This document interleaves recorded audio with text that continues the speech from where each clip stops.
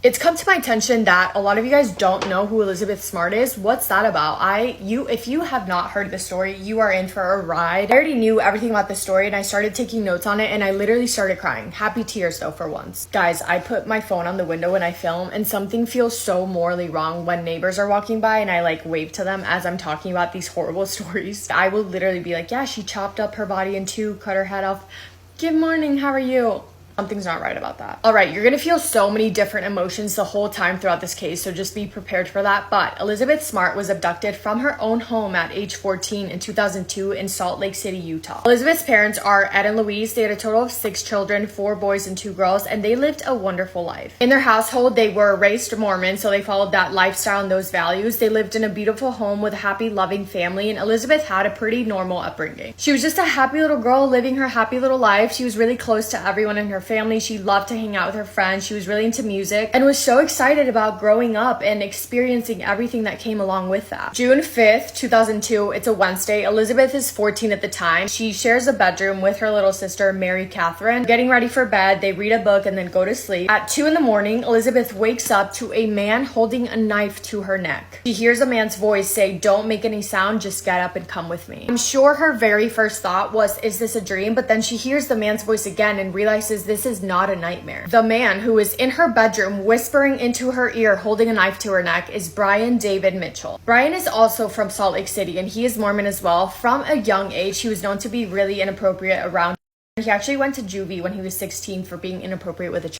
Brian had been married twice before and he had actually had children previously. Yeah, hard to believe he had been a father. Obviously got divorced from the 2 previous wives. At this point, he was currently married to his 3rd wife, 40-year-old Wanda Barzee. Wanda sucks too. Him and Wanda's big thing that they had in common was religion, but Brian thought that he was like the chosen one. He grew out a beard because he wanted to look like Jesus. He started dressing like Jesus. He's a little bit delulu. You'll get to know that. All right, so this is the guy that is whispering in Elizabeth's ear. When she's still waking up and coming to, her mindset is, if I don't do what he says, he might hurt me, he might hurt my sister, he might take my sister, so she decides to just get up and go with him. During this time, her little sister, Mary Catherine, is actually awake. She's just pretending to be asleep. Elizabeth has walked out of the room. She's walking down the hallway with this man, and shortly after, Mary Catherine actually wakes up and tries to run to her parents' room to let them know what's going on, but she ends up getting so scared, she runs back to her room and just hides. Elizabeth is guided through the kitchen door and out of the house. The whole time, Brian is holding a knife to her back, saying that she better do what he says, and if she doesn't, he's gonna kill her and her entire family. They start walking up a hill not too far from her house at all, and at this point they actually see a cop car drive by with his lights on. Brian forces Elizabeth to get down on the ground until the car drove past. This entire time, Elizabeth is obviously terrified. She's 14 years old. She just got taken from her own bed. She was so scared of what Brian was gonna do to her. She looked at Brian and said, "Can you just kill me now so my parents can find me and know what happened to me?" Brian just gives her a creepy smirk and says, "I'm not going to kill you yet." Elizabeth and Brian have been speaking. They're looking at each other's faces, and Elizabeth realized that she recognizes him. 7 months prior, her family had hired Brian as a contractor to do some work on their house. Just a little bit before 4 a.m., Mary Catherine, the little sister, runs to her parents' room to wake them up and let them know what just happened. Everyone in the house is awake now. They're running around looking for Elizabeth when her mom goes downstairs and realizes that the screen to the window had been cut. They call the police, and by 6 a.m., they have a full house of family members there to support the family, which is great, but the house was the crime scene, and now there's all these people walking around. So the crime scene has been contaminated. The cops take the family down to the station to question them. They speak to Mary Catherine, who was in the room when Elizabeth was taken, and she describes the man that she saw. She saw white male and said that she recognized his voice. The police took hours questioning the family, and they were busy doing that, so it took them a while to put this out to the public. They eventually did. They put pictures of her everywhere. Her face was all over the news, and a lot of people in Salt Lake City were now looking for Elizabeth. Back to Elizabeth and Brian, they've been climbing up this mountain to get to the secret campsite that Brian had set up. At the camp, there was a tent, a tarp, and Brian's wife, Wanda Barzee. Wanda walks up to Elizabeth, hugs her, and then Brian tells her to undress and put on a robe. Then he starts performing this weird ritual ceremony thing around Elizabeth and tells Elizabeth that she is now his wife. The entire time, Elizabeth is crying. She's terrified. She's even thinking about how she would be lucky if she just died now instead of having to go through whatever she was about to go through. Elizabeth ends up falling asleep sleep. She's exhausted and she wakes up to Brian tying her ankle with a metal cord to a tree. The cord was only 20 feet long, so she was only allowed to go as far as the cord allowed her to. That would be her life from now on for a very long time. She was being held captive, forced to listen to Brian and Wanda talk about all these crazy things. She was tortured on the daily in every kind of way. She was starved and forced to do chores around this campsite. They were not treating her as a human at all. Brian tells Elizabeth that he is a king and an angel, and he's blathering off about all these plans that he has to die and come back and save the world. He would tell her all about his plan to have so many wives and that Elizabeth was just the first. Back at home, the case is gaining so much media coverage. They're trying to get as many eyes on the case as they can as quickly as possible. The more people that see her face, the more people there are looking for her. Her father did a public appeal that was so incredibly heartbreaking. There are so many search efforts out. While her family and her parents are holding on to hope, they're also breaking down, because how could you not? 49 days into being held captive, Brian tells Elizabeth that he just got a feeling or a message from the universe that Elizabeth's cousin, who is also 14 years old, her name is Olivia, is supposed to be Brian's next wife. July 24th, Brian leaves the campsite to go to Olivia's house to go and try and kidnap her the exact same way that he kidnapped Elizabeth. Luckily, he isn't successful because Olivia's parents actually see him trying to cut open the screen in the window. Olivia's family reported that to the police, and for some weird reason, the police were not confident that that had anything to do with the disappearance of Elizabeth. They did not think that those two were related. More time passes and Wanda convinces Brian that she wants to get out of the campsite for a little bit. She wants to go out into the real world. They end up putting a veil on Elizabeth so that you could only see her eyes, and they go out into the real world. They end up at a random house party. Elizabeth has her veil on, and someone actually took a picture at that party, which is crazy. The guy in the picture actually spoke to Elizabeth because he could sense that something was off, but he didn't recognize her, and Elizabeth did not say anything, so ended up getting kicked out of the party, and she was just back stuck with Brian and Wanda. They're back at the campsite, but 4 months into her being held captive, they decide that they need to go to California because it's starting to get cold in Utah. All three of them, Elizabeth, Brian, and Wanda, end up going to a library to go and find a map to figure out how to get to California. While at the library, someone recognized Elizabeth. They called the police and a detective showed up. While Brian is in the bathroom, the detective goes up to Elizabeth and Wanda and says, "I'm looking for Elizabeth Smart. Can you guys please take your veils off?" Before they could say anything, Brian comes out of the bathroom and he's very calm throughout this whole thing, and he says, "Sorry, like, this is my daughter," and taking off their veils is against their religion, so they can't do that. And guess what? The detective was like,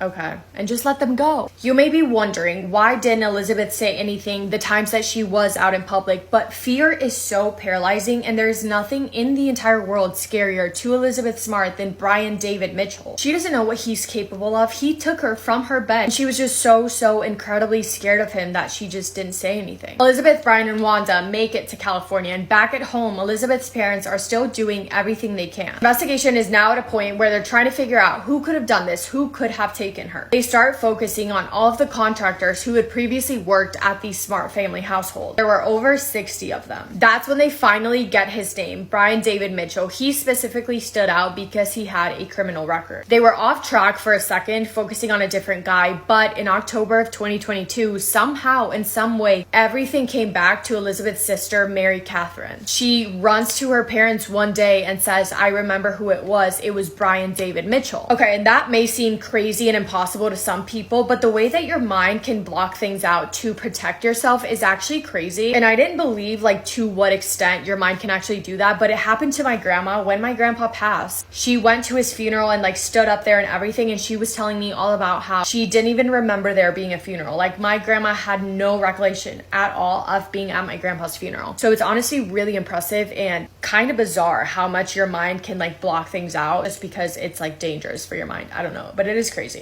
The Smart family take Brian's name to the police and they come up with a sketch of him. Eventually though, his name and the sketch are released to the public, so everyone now is filled in on this guy and know to look for him. February 2003, 8 months of being held hostage. Elizabeth had not had any food or water for 3 days. She was laying there just looking up at the sky, thinking about how she would be okay with dying at this point. She thanks, I'm getting goosebumps, she thanks God for the beautiful life that she did live when she lived at home with her family, but she says that now she would be okay with just dying, and she comes to peace with it. At the same time that she's having those thoughts, it starts raining. Literally got like, I have goosebumps all over my body. She's able to drink water, and it was like a miracle, like a sign for her not to give up. Elizabeth is able to convince Brian that they need to go back to Utah. They end up hitchhiking, and they're now back in Utah. Back in Utah, remember the sketch of Brian and his name had been released, so people are not only looking for Elizabeth Smart now, but they're also looking for Brian. One day, police get 2 separate calls letting them know that Brian is at Walmart with Elizabeth Smart. Law enforcement goes to the Walmart, and the entire building is surrounded by cop cars and police officers to make sure that there was no getting away with it. When Brian, Elizabeth, and Wanda walk out, they immediately ask Brian for his ID, and he says that he doesn't have his ID, they're traveling preachers, and that the little girl he was with was his daughter. Officers pull Elizabeth away from them, and they say, "We know you're Elizabeth Smart, it's okay, just tell us." But Elizabeth is so terrified of Brian that she says, "No, I don't know who Elizabeth is." They end up getting her in a police car and take her back to the station to question her. She's left alone by herself in this room. She has no idea what's about to happen. The door of the room opens, and it's her dad. Her dad runs over to Elizabeth and hugs her and says, "Elizabeth, is it really you?" And she goes, "Yes, Dad," and immediately starts to cry. Oh my God, I'm gonna cry.